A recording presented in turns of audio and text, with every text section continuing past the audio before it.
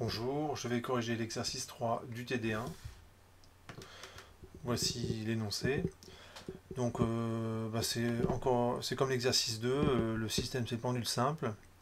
Alors il y a une formule qu'on admet, c'est celle qui est c'est la formule qui donne l'accélération de la pesanteur.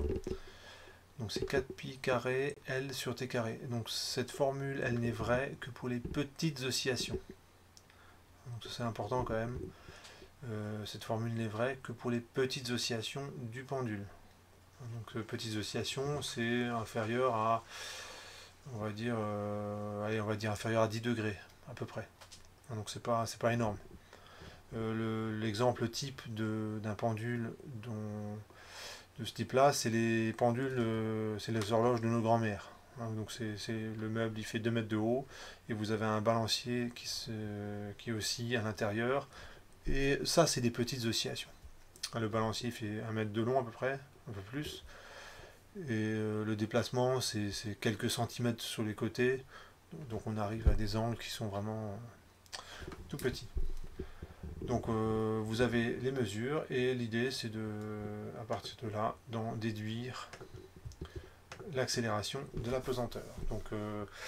Donc cet exercice il est très bien parce que on révise en fait l'essentiel du cours sur le calcul d'incertitude de type A et de type B.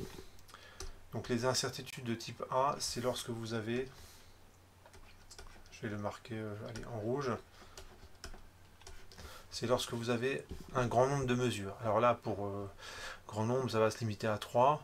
C'est aussi pour des raisons, pour pas qu'il y ait trop de calculs.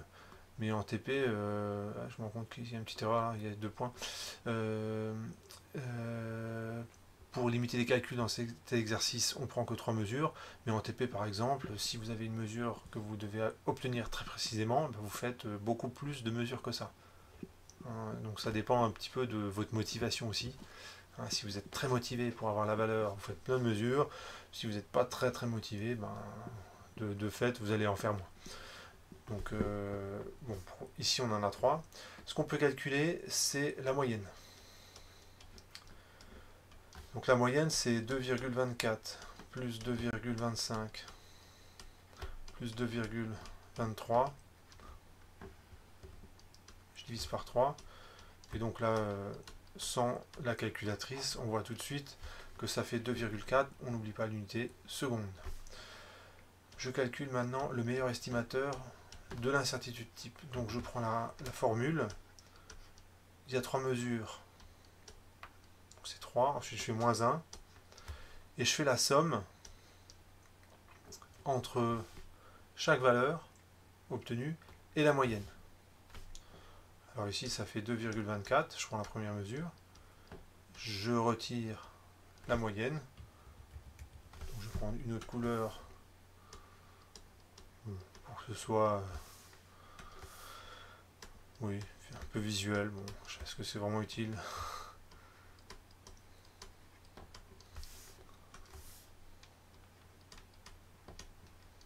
Voilà, donc ça c'est la moyenne de la période au carré, plus, bon, vous comprenez pourquoi j'ai pris que 3 mesures, parce que c'est un petit peu long à écrire. Voilà, tout simplement. En plus, comme c'est un exercice, j'ai un peu triché, j'ai pris des valeurs où les calculs s'arrangent bien, en fait on n'a pas besoin vraiment de la calculatrice. Quand vous êtes en TP ou qu'on vous donne des vraies valeurs, il n'y a aucune raison que ça s'arrange bien. Donc en général, la moyenne, il y a plein de chiffres après la virgule. Et rentrer ça dans une calculatrice, en général, c'est assez horrible. Inversement, quand on a un tableur, type Excel, c'est assez facile. Donc là, on voit que ça fait 0, donc je ne compte pas. Et ça fait 0,01 au carré, plus 0,01 au carré, et en fait ça s'arrange super bien parce que ça fait 2 fois 0,01 carré avec le 1,5, hop, ça s'en va, et en fait on trouve 0,01. Et c'est 2 secondes aussi, on n'oublie pas l'unité. Je calcule l'incertitude type sur la moyenne. Donc je vous rappelle la formule. C'est la formule du cours, hein, ça c'est un rappel.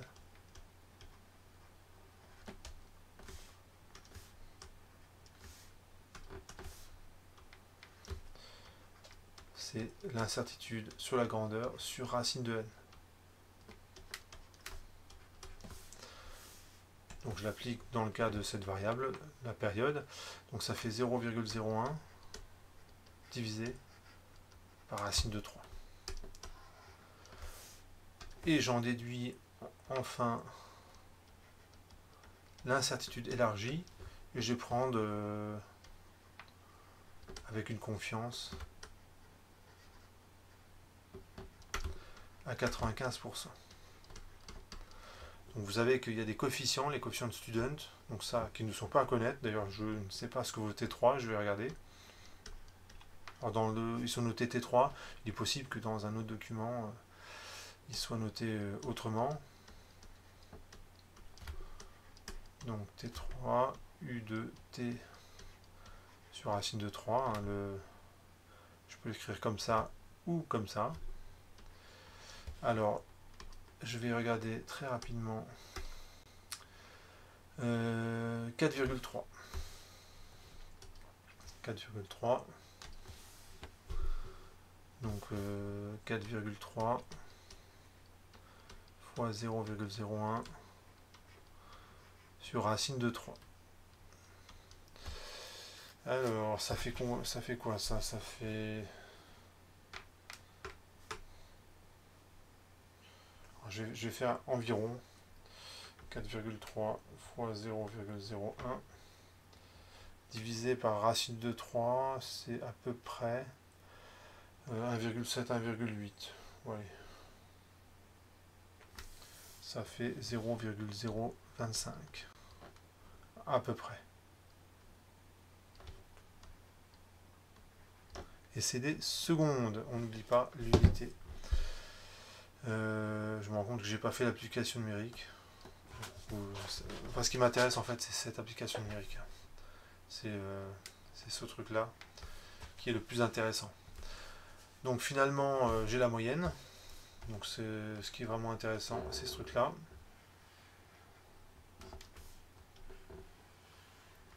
Et ce qui est vraiment intéressant, c'est ce truc là. C'est l'incertitude élargie. Ensuite, j'ai une autre mesure. C'est la longueur du fil. Quand je mesure la longueur du fil, je la mesure au centimètre près. Donc soit parce que ce que j'ai à disposition, c'est une règle qui est graduée au centimètre. En plus, ça se trouve, la règle, elle fait même pas, elle fait moins d'un mètre. Donc il faut pour mesurer les 124 cm, il faut reporter la règle. Donc en général, on n'est pas très précis quand on fait ça. Du coup, il y a une erreur qui est assez importante.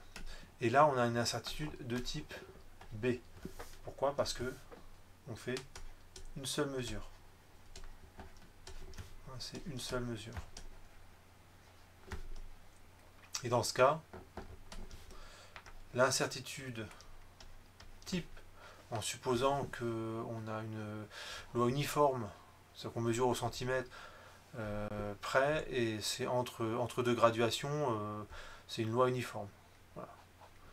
Je mesure 124 cm, plus ou moins 1 cm, donc en gros, entre la probabilité que la valeur soit entre 123 et 125, c'est uniforme. Voilà, donc c'est une hypothèse, hein, il faudrait... qui serait assez compliqué à vérifier hein, en vrai. Et donc, dans ce cas-là, c'est 1 cm, erreur, et je divise par racine de 3. Si j'avais fait l'hypothèse d'une répartition gaussienne autour de 124 cm, ben ça aurait été non pas racine de 3 ici, mais 3. Donc en mettant racine de 3, en fait, j'agis par prudence. Parce que si je divise par 3, je vais avoir quelque chose d'assez petit. Alors que si je divise par racine de 3, j'ai quelque chose d'un peu plus grand. Donc je me rajoute une marge de sécurité. Donc voilà, en pratique, c'est ce qu'on fera toujours. Quand on a une erreur d'1 centimètre ou une erreur de n'importe quoi, on divise par racine de 3. Et ça fait quoi ça?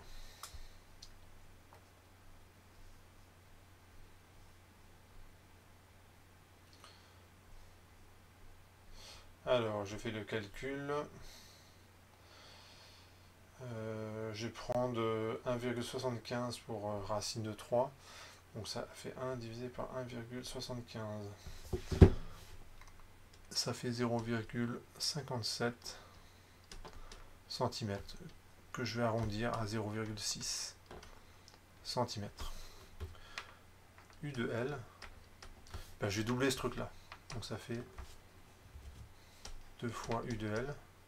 Donc 2 c'est le facteur d'élargissement. Et donc ça fait 1,2 cm. Ça aussi, ça m'intéresse. Une fois que j'ai ça, je fais des incertitudes composées.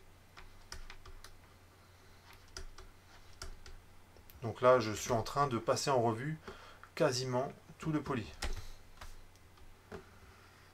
Alors je rappelle la formule.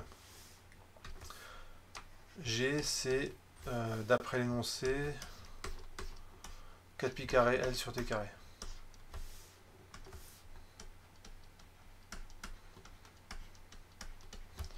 Donc c'est une fonction de L et de T. D'accord? Donc G est une fonction de deux variables. Et la formule des incertitudes composées,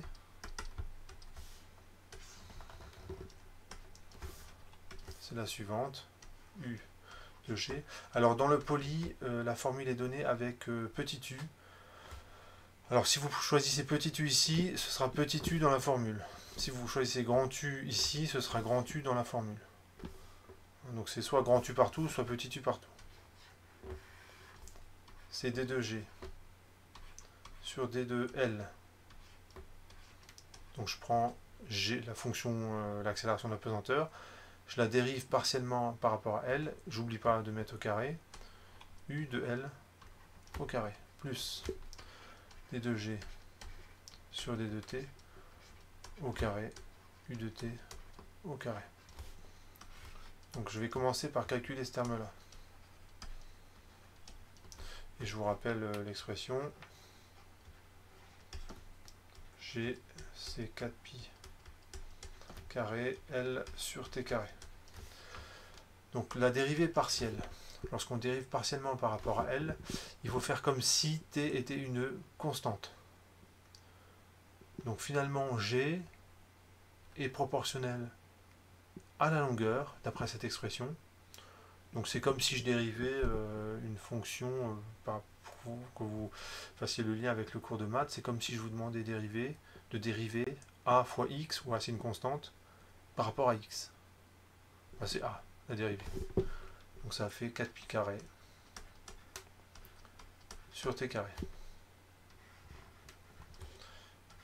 d de g sur d de t, donc là ça va être un tout petit peu plus compliqué. Le 4pi carré L, je vais considérer que c'est constant. Hein. Quand je dérive partiellement par rapport à t, eh bien, je vais faire comme si L était une constante.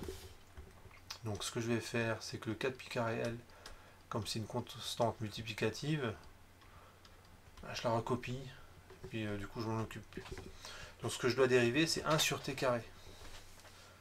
Et dériver 1 sur t carré, c'est comme dériver t exposant moins 2 par rapport à t. Hein, t c'est la variable. Donc c'est comme si en mathématiques, on vous demandait de dériver la fonction 1 sur x carré par rapport à x. 1 sur x carré qui est égal à x exposant moins 2. Et bien vous savez que quand je dérive un truc, quelque chose exposant quelque chose, l'exposant il passe devant, donc ça fait moins 2, et je décrémente d'une unité l'exposant ici. On passe de moins 2 à moins 3 pour l'exposant, et l'exposant moins 2, hop, il passe qui était au départ, il passe devant. Donc on réinjecte tout ça, et ça donne U de G égale racine de pi carré sur t carré au carré u de L au carré plus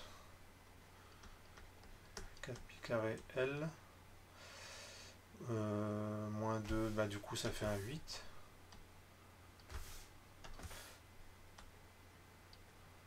Il y a le signe moins devant qui va pas m'embêter très longtemps. Sur t au cube. Pourquoi? Parce que je mets au carré. Donc je vérifie qu'il n'y a pas...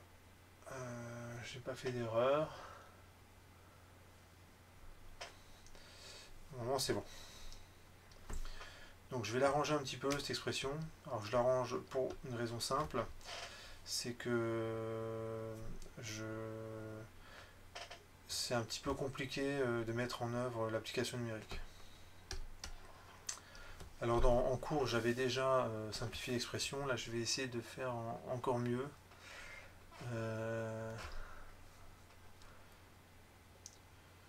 Je vais mettre un facteur 4pi carré L sur t carré. Voilà, je vais mettre ça en facteur. Alors, si je fais ça,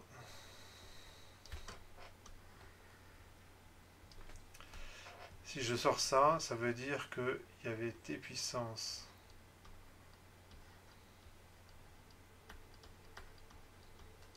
je vais mettre un petit peu de couleur pour que vous compreniez bien la façon dont je fais mon calcul. Donc là, j'efface, mais en fait, je n'ai pas fait d'erreur. Hein. C'est juste pour la présentation. Donc je décide. En fait, ce que vous reconnaissez ici, c'est G. Donc je ne le fais pas complètement au hasard, ça. Si je fais ça,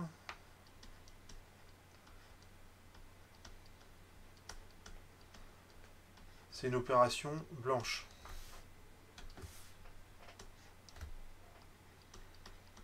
Je recopie bêtement.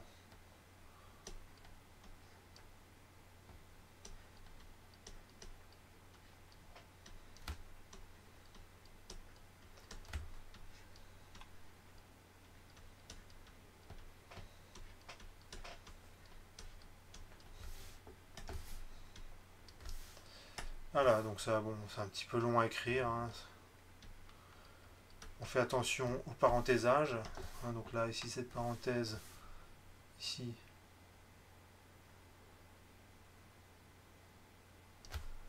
elle se ferme ici.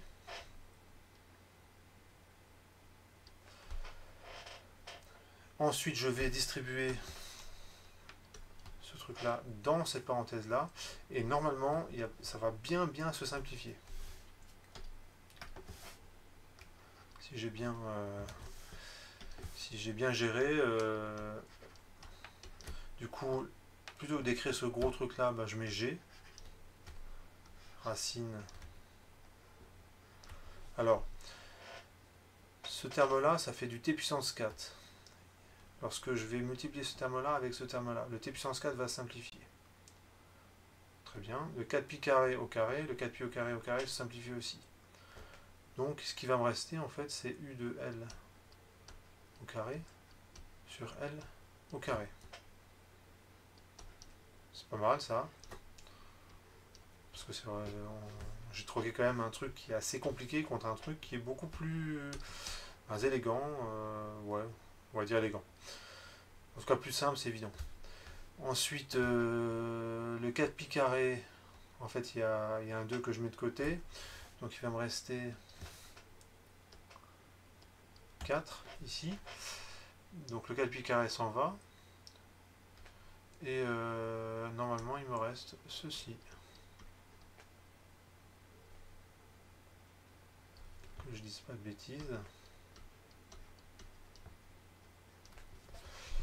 Je vérifie. Donc, le t puissance 4 et un t puissance 6, hein, un t puissance 3 au dénominateur. Comme c'est au carré, ça fait du t puissance 6. Donc il me reste bien un t carré, u de t carré.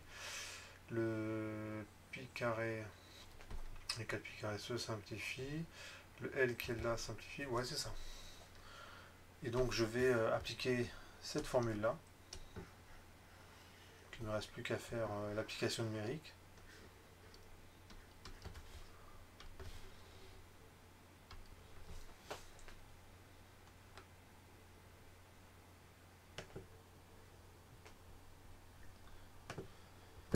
Voilà, donc j'ai fait l'application numérique. Alors pour G, je trouve 9,7. Je vais détailler l'application numérique. Donc c'est 4 pi carré. Donc pour la valeur de pi, vous prenez n'importe quelle calculatrice. L, donc c'est fois 1,24 sur la moyenne de la période au carré. Et je trouve 9,756 mètres par seconde moins 2. Alors au départ, je ne sais pas combien de chiffres significatifs je vais garder. Donc j'ai fait mon application numérique et j'ai gardé tous les chiffres significatifs, mais je ne sais pas combien je vais en garder. Et en fait, la réponse, elle va venir de là. Lorsque je fais l'application numérique, je trouve... je vous rappelle que U de T, c'est 0,025. Et je me rends compte que ici, c'est grand U. Donc, je ne l'ai pas écrit ici, ni là, ni là. Je n'ai pas fait attention. C'est grand U de L. Ici, et grand U de T carré. Je vérifie que j'ai pas fait très attention non plus. Ici, c'est grand U de L, grand U de T carré. C'est l'incertitude élargie.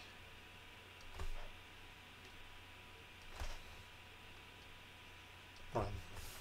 Attention un petit peu à ça.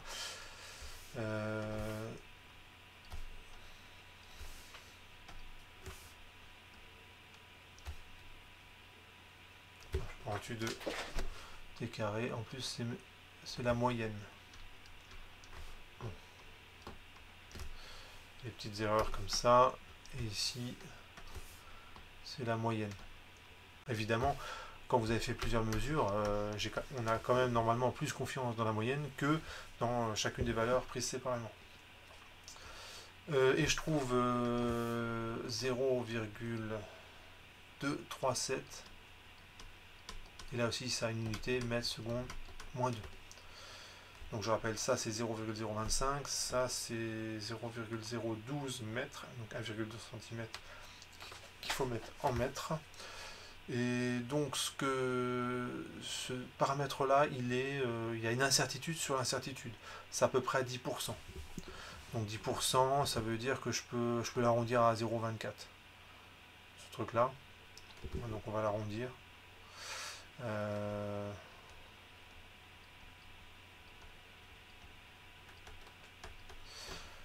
Et donc le troisième chiffre après la virgule, on voit qu'il est pas bon, quoi. Donc on va arrondir aussi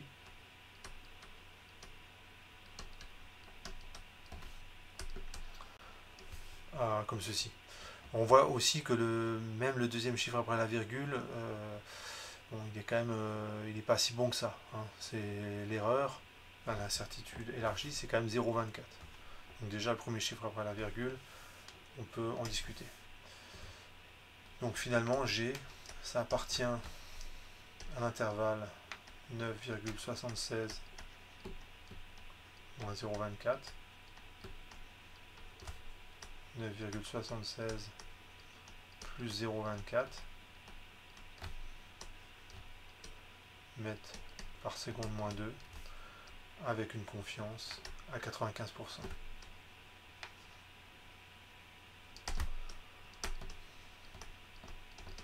On va quand même calculer cette valeur-là. Ça fait quoi? Ça fait 59,52, sauf erreur. Et ici, on obtient 10. On trouve 10,00.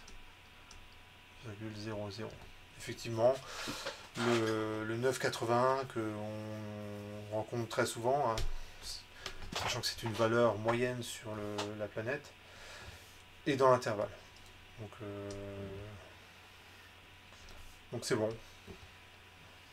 L'intervalle, forcément, il est bon.